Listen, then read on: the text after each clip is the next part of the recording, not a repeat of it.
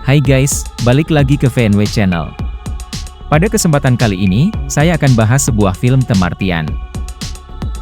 Film ini menceritakan tentang seorang astronot bernama Mark Watney yang diduga tewas di planet Mars. Rupanya, Mark masih hidup di tengah hamparan planet Mars yang gersang seorang diri. Dengan perbekalan yang tersisa, Mark harus bertahan hidup dan berusaha mengirim sinyal ke bumi bahwa ia masih hidup. Nah, seperti apa keseruannya? Langsung saja kita bahas filmnya.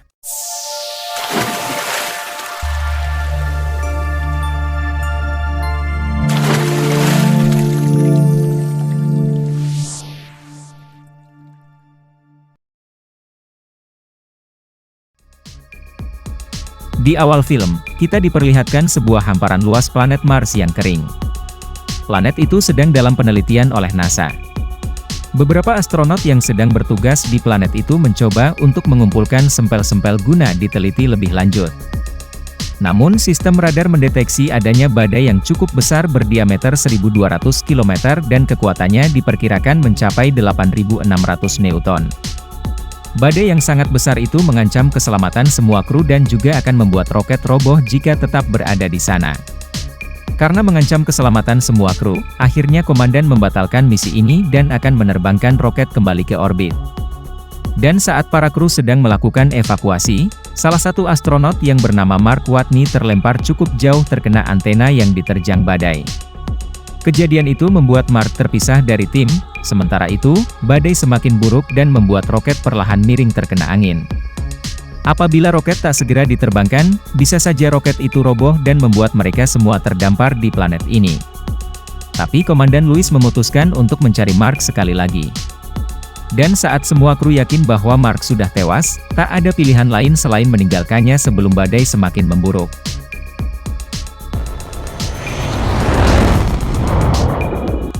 Kabar tentang tewasnya Mark Watney diberitakan oleh Direktur NASA. Ia mengatakan bahwa semua astronot akan kembali pulang ke bumi kecuali Mark, karena dia telah tewas. Sementara itu, saat semua orang mengira Mark Watney telah tewas, ternyata dia masih hidup dengan serpihan yang menancap di perutnya. Ia terlempar cukup jauh dari hub. Dan saat Mark sudah berada di dalam hub, ia dengan cepat mengambil tindakan operasi untuk mengeluarkan sisa serpihan di dalam perutnya dengan peralatan yang tersedia di sana. Pada malam harinya Mark membuat catatan video untuk memberitahu kepada astronot yang akan menjalani misi di Mars selanjutnya, bahwa ia masih hidup tepatnya pada Sol 19. Sol sendiri merupakan hari di Mars. Badai yang mengerikan di Mars datang lagi pada malam hari, tapi, kini Mark sudah berada di tempat yang aman. Di hari berikutnya, tepatnya pada Sol 21, Mark memutuskan untuk menghitung persediaan makanan yang tersisa, karena ia tak ingin mati di sini. Setelah selesai menghitung, ternyata makanan yang tersedia cukup untuk membuatnya bertahan selama 300-400 Sol di Mars. Dan kini, ia berencana menumbuhkan kentang agar ia bisa bertahan selama 3 tahun sebelum astronot NASA kembali mendarat di Mars. Pada Sol 22, ia mulai mengumpulkan limbah, membersihkan panel surya, dan mengumpulkan peralatan yang dibutuhkan guna menumbuhkan kentang di planet yang gersang ini. Setelah Mark berhasil membuat ruangan dengan oksigen yang cukup di dalamnya, Mark mulai mengumpulkan tanah dan membawanya ke tempat yang sudah ia siapkan. Mark mulai mengelola limbah dan menanam kentang pada Sol 31, yang artinya, Mark membutuhkan waktu 10 hari untuk mempersiapkan lahan seorang diri. Singkat cerita, tepatnya pada Sol 36, Mark mulai menemukan masalah bahwa persediaan air di sana tak cukup untuk membasahi lahan seluas 126 meter persegi, yang mana setiap meter kubik tanah membutuhkan 48 liter air. Ia mulai berpikir bagaimana menghasilkan air sebanyak itu. Untungnya, Mark tahu cara membuat air dengan cara mencampur hidrogen dan oksigen lalu membakarnya. Mark mengambil hidrazin yang tak terpakai pada roket dan mencampurnya dengan iridium katalis untuk membuat hidrogen. Dan saat semua yang dibutuhkan sudah siap, Mark mulai membakarnya.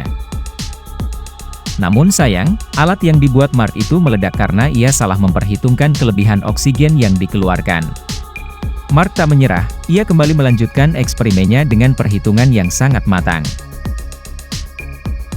dan kali ini ia berhasil dan bisa tidur dengan tenang. Pada keesokan harinya, ruangan tersebut sudah dipenuhi air, dan perlahan membasahi tanah. Hari demi hari berlalu, dan pada Sol 54, kentang yang ia tanam kini telah tumbuh dan memberikan Mark peluang untuk bertahan hidup di Mars. Sementara itu, Vincent Kapoor yang menjabat sebagai Direktur Misi NASA, mengusulkan untuk membuat misi penjemputan mayat Mark Watney. Namun usulan itu sempat ditentang oleh Teddy Sanders sebelum akhirnya ia berubah pikiran. Scene beralih ke Johnson Space Center di mana Mindy Park menerima pesan dari Vincent Kapoor. Pesan itu adalah gambar dari satelit yang mengarah ke hub di Mars dan menunjukkan adanya pergerakan yang diduga sebagai Mark Watney. Singkat cerita, Mark mulai memperhitungkan kedatangan Ares-4, yaitu misi NASA selanjutnya yang akan mendarat di kawah Schiaparelli 4 tahun yang akan datang dengan jarak 3.200 km dari tempatnya. Mark harus mendatangi tempat itu sebelum Ares-4 mendarat, agar mereka tahu bahwa Mark Watney masih hidup dan membawanya kembali ke bumi. Keesokan harinya, tepatnya pada Sol 74, Mark mulai melakukan perjalanan ke kawah Schiaparelli. Tapi, saat malam tiba, suhu di Mars turun drastis dan Mark memutuskan tak memakai pemanas yang tersedia di rover untuk menghemat baterai. Mark harus bertahan pada dinginnya suhu di Mars di malam hari sebelum akhirnya ia menemukan radio isotop termoelektrik generator yang dikubur sebelum Mark tiba di Mars. Ia memanfaatkan radio aktif tersebut sebagai pemanas dan diletakkan di dalam rover. Sementara itu, Teddy yang menjabat sebagai Direktur NASA akan mengirim suplai makanan ke stasiun ruang angkasa yang harus siap dalam 3 bulan. Tanggung jawab itu diberikan kepada Bruce yang menjabat sebagai Direktur di Jet Propulsion Laboratory. Scene kembali ke Mars di mana kentang yang ditanam Mark sudah tumbuh menjadi lebih besar sejak ia menanamnya 48 Sol lalu. Mark mulai memanen 400 tanaman kentang itu dan menyisakan sedikit sebagai bibit untuk ditanam lagi. Johnson Space Center kembali mendeteksi gerakan yang dilakukan Mark, dan anehnya Mark tak melewati rute yang seharusnya saat akan ke kawah Schiaparelli. Dan ternyata, saat Vincent menelitinya, ternyata Mark melakukan perjalanan ke suatu tempat di mana tempat itu merupakan lokasi terakhir Pathfinder kehilangan kontak dengan bumi. Vincent menduga bahwa Mark akan membuat Pathfinder berfungsi lagi sehingga ia bisa mengirim pesan ke bumi. Vincent langsung mendatangi Bruce selaku pembuat Pathfinder untuk melihat apa yang terjadi. Dan ternyata dugaan Vincent benar. Mark sedang berupaya membuat Pathfinder berfungsi, dan usahanya tak sia-sia. Ia berhasil membuat Pathfinder berfungsi dan mengirim sinyal ke bumi. Sinyal itu diterima oleh Jet Propulsion Laboratory selaku perusahaan yang membuat Pathfinder. Dan beruntungnya, perusahaan itu membuat 2 Pathfinder yang satunya diletakkan di kantor JPL untuk mengontrol pergerakan Pathfinder yang berada di Mars secara langsung. Mark langsung membuat pertanyaan sederhana ke bumi, apakah mereka melihatnya atau tidak. Dengan cara menggerakkan kamera ke kanan atau ke kiri, Mark mengetahui jawaban itu. Keesokan harinya, Mark mulai membuat alfabet melingkar sehingga orang-orang di bumi dapat mengirim pesan. Kemudian, orang-orang di NASA mengirim petunjuk untuk meretas rover sehingga bisa komunikasi dengan Pathfinder secara real-time. Setelah berhasil diretas oleh Mark, Vincent mengirim pesan kepada Mark bahwa ia sedang menyusun rencana membawanya pulang kembali ke bumi. Scene kembali ke Komandan Lewis yang mana ia sedang melakukan perjalanan pulang ke bumi. Komandan Lewis menerima pesan video dari NASA yang menginformasikan bahwa Mark Watney masih hidup dan menyusun rencana penyelamatan. Sementara itu, tepatnya pada Sol 134, salah satu ruangan di hub mengalami kebocoran dan membuat Mark terlempar. Lebih parahnya, kentang yang ditanam Mark ikut hancur karena kejadian itu dan hanya sedikit yang tersisa. Kemudian Mark mengirim pesan ke bumi bahwa ruangannya mengalami kebocoran dan membuat bakteri yang ada di dalamnya ikut mati dalam suhu di bawah 0 derajat. Itu membuat Mark hanya mampu bertahan dalam 200 Sol saja, sedangkan persediaan kentang yang ia punya cukup untuk 409 Sol. Jadi Mark mampu bertahan sampai 609 Sol di Mars. Sementara suplai makanan akan tiba dalam 868 Sol. Mereka langsung menyusun rencana dan mengubah jadwal perjalanan ke Mars lebih cepat sebelum Mark tewas di Mars. Program penyusunan probe yang memakan waktu 15 hari, dipersingkat menjadi 10 hari agar Mark bisa selamat dan kembali ke bumi hidup-hidup.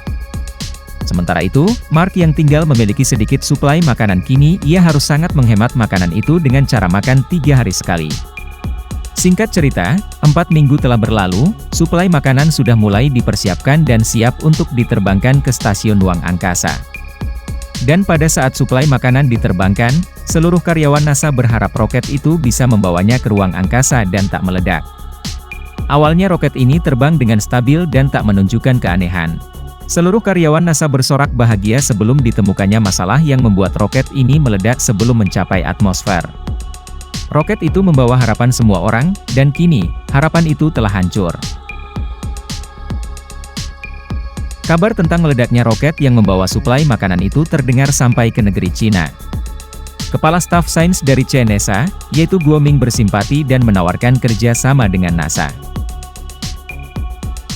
Tawaran kerjasama dari Cina itu memberi angin segar ke NASA agar misi ini bisa dilanjutkan.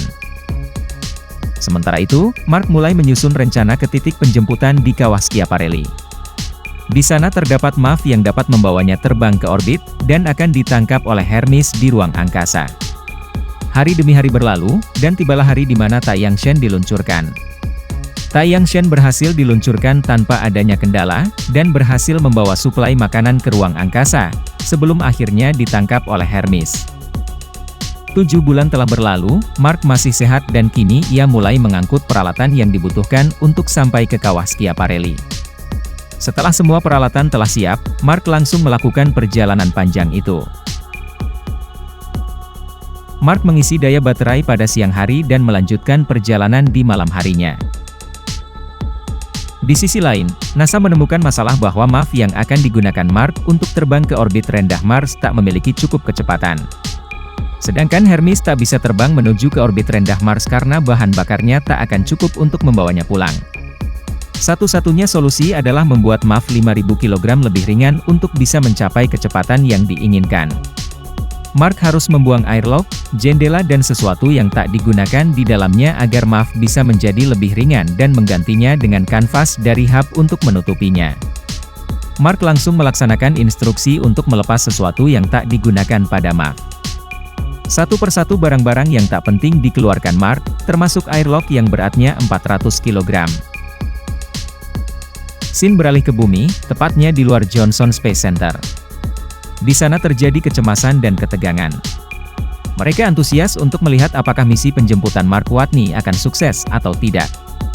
Tak cuma di Johnson Space Center, ketegangan itu juga terjadi di Beijing, karena penyelamatan itu terwujud karena bantuan dari Cina. Sementara itu, Mark sedang mempersiapkan dirinya untuk terbang ke orbit Mars tanpa adanya airlock untuk melindunginya. Tak lama setelah itu, Hermes menghubungi Mark bahwa peluncurannya akan segera dimulai. Ia dikontrol oleh Martinez dalam kendali jarak jauh. Saat peluncurannya telah dimulai, Mark menemukan sedikit masalah pada kanvas hub yang terlepas di bagian jendela dan juga pada bagian airlock. Hermes juga menemukan masalah saat kecepatan dari MAF tak seperti yang diharapkan. Sementara itu Mark pingsan karena menerima tarikan G-force yang sangat kuat saat meluncur ke orbit. Mark pingsan cukup lama, dan saat ia sudah sadar, Mark langsung menghubungi Hermes. Hal itu membuat Johnson Space Center bersorak bahagia. Dan saat Hermes menjelaskan bahwa ada masalah pada kecepatan dari MAF, Mark berencana untuk melubangi kostumnya hingga menjadi pendorong dan terbang ke arah Hermes. Tapi hal itu cukup berbahaya dan sempat ditolak oleh Komandan Louis, sebelum akhirnya ia mempertimbangkan rencana gila dari Mark Watney. Tapi, di sisi lain, Komandan Louis juga mempunyai rencana agar Hermes bisa lebih dekat dengan MAF tanpa menggunakan bahan bakar. Komandan Louis menyuruh Vogel untuk membuat sebuah bom dan diledakkan sebagai gaya dorong untuk terbang lebih dekat ke MAF yang ditumpangi Mark. Tapi, Martinez menganalisa bahwa ledakan bom tak akan cukup untuk membuat Hermes lebih dekat dengan Mark, jaraknya masih cukup jauh. Tanpa basa-basi, Komandan Louis langsung memakai pakaian astronotnya dan berencana keluar menjemput Mark. Dan pada saat Komandan Louis keluar, masalah muncul lagi. Tali yang ia gunakan untuk mengaitnya kurang panjang dan tak bisa menjangkau Mark. Saat Mark mengetahui bahwa Komandan Louis tak dapat menjangkaunya, Mark langsung melakukan rencananya, yaitu melubangi pakaiannya sebagai gaya dorong menuju Komandan Louis. Mark pun terbang ke arah Komandan Louis. Saat jarak Mark dan Komandan Louis cukup dekat, Komandan Louis sempat memegang tangan Mark, tapi pegangan itu terlepas, sebelum akhirnya Mark meraih tali agar bisa diselamatkan oleh Komandan Louis. Mereka pun ditarik perlahan menuju Hermes dan 6 kru misi penjelajah Mars kini semua selamat. Kabar itu membuat seluruh dunia bersorak bahagia karena menurut mereka ini mustahil untuk menjadi kenyataan. Singkat cerita, akhirnya ke-6 kru itu telah sampai ke bumi. Dan Mark kini telah menjadi pembimbing calon astronot masa depan yang akan menjelajahi Mars. Sementara itu, NASA kembali menerbangkan astronotnya ke Mars dengan pengetahuan yang lebih matang berkat Mark Watney, dan film pun berakhir.